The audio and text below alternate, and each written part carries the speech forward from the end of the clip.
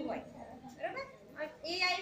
AIF નું આખું meaning છે, આખું ફૂલ ફોર્મ છે અમેરિકન ઇન્ડિયન ફાઉન્ડેશન. એના દ્વારા પેલા સલોનીબેન આવતા હતા, બરાબર. એ આપણને કમ્પ્યુટરના પ્રોગ્રામ શીખવતા હતા અને જુદા જુદા વિષયના એમને જે સોફ્ટવેર જે પ્રોગ્રામ તૈયાર કર્યા હોય આપણે અભ્યાસક્રમના લગતા, બરાબર, ઇંગ્લિશના હોય, સામાજિક વિજ્ઞાનના હોય, વિજ્ઞાનના હોય, તો આપણે કમ્પ્યુટરમાં ઘણીવાર જોતા પણ હતા.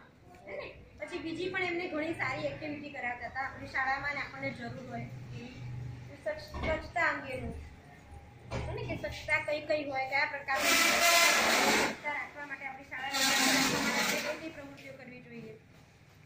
આ વખતે જે ટ્રેનિંગ હતી એ હતી પેટ રિસાયકલિંગ. પેટ PET રિસાયકલિંગ. રિસાયકલિંગ એટલે શું? કોઈને ખબર છે?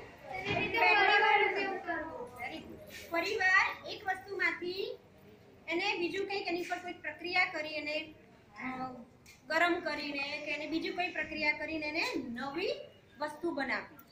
હવે પેટ એટલે શું એ તમને નહીં ખબર હોય, એટલે પેટ એટલે PET, એક પ્રકારનું પ્લાસ્ટિક આવે છે, બરાબર. પેટ નામનું જે આપણે કોલ્ડ ડ્રિંક પીએ છીએ ને, પેપ્સી હોય કે કોકા-કોલા હોય કે એવા કોલ્ડ ડ્રિંક જે પીએ છીએ એમાં જે બોટલ વપરાય છે ને એ પેટ નામના પ્લાસ્ટિકમાંથી બને.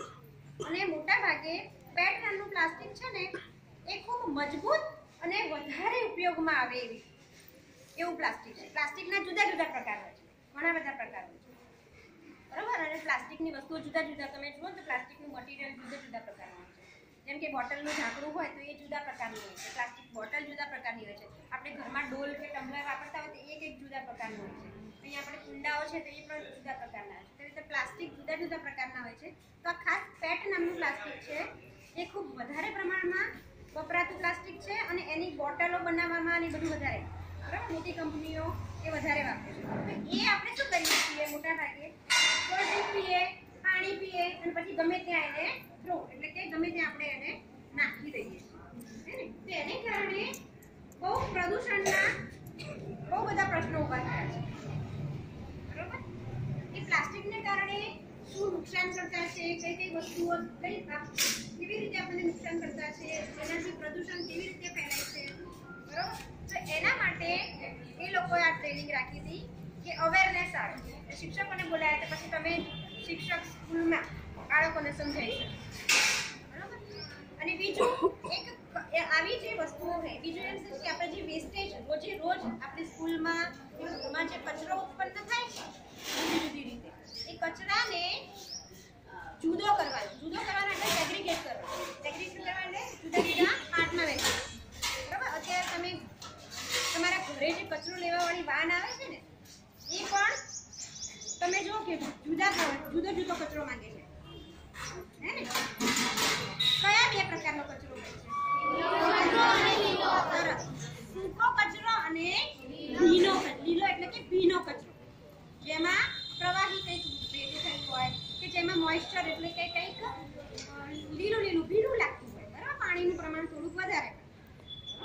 તો કચરાના 3 પ્રકાર છે આમ તો. અને કચરા પેટીઓ 3 કલરની રાખવાની. એટલે કે આપણી શાળામાં પણ આપણે 3 કલરની કચરા પેટી રાખીએ. એક લીલા કલરની એટલે કે ગ્રીન, એક વાદળી કલરની એટલે કે બ્લુ અને એક રેડ કલર એટલે કે લાલ, બરાબર છે. હવે ભીનો કચરો હોય કયા પ્રકારની, કયા રંગની કચરા પેટીમાં નાખવાનો?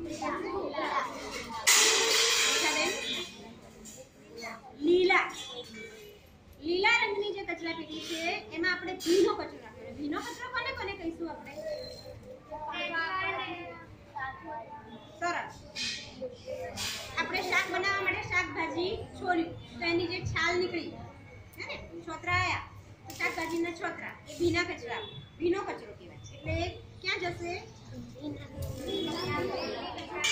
લીલા કલરની કચરા પેટીમાં, બરાબર, ગ્રીન ડસ્ટબિનમાં.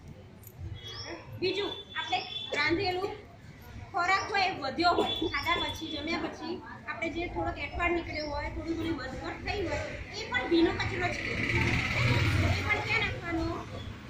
લીલા કલરની કચરા પેટીમાં, ગ્રીન ડસ્ટબિન, બરાબર. હવે વાદળી કલરની કચરા, એમાં સૂકો કચરો નાખવાનો. સૂકો કચરો એટલે કે જેમાં પાણી કે બીજું કોઈ મોઇસ્ચર ભરેલું નથી. એમાં કયો કચરો આવી શકે?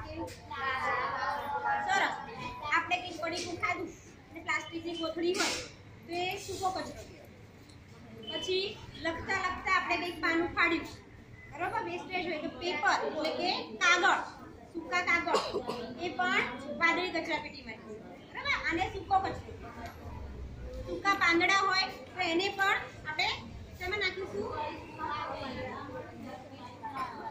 વાદળી કલરની ડસ્ટબિનમાં, એટલે કે વાદળી કલરની કચરાપેટીમાં. બરોબર, એટલે આ સૂકો કચરો કહેવાય.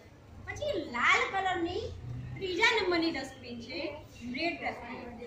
એમાં આપણે કેવો કચરો નાખીએ? ચલો, કોઈને થોડો ઘણો આઈડિયા આવે છે? કચરાનું આપણે બાયફિકેશન કરી નાખીએ, એટલે સેગ્રીગેટ કરી નાખીએ. બે ખબર પડી આપી, ગ્રીન, લીલો અને વાદળી. લાલ કલરની જે ખાતર બનાવવું હોય તો પાટા એ તો આવી ગયું ને. ખાતર બનાવવા માટે તો આપણે જે લીલા કલરનો જે ભીનો કચરો છે, જે જમીનમાં ભળી જાય, હે ને, એ વાળું આપણે એનાથી ખાતર બનાવી શકીએ.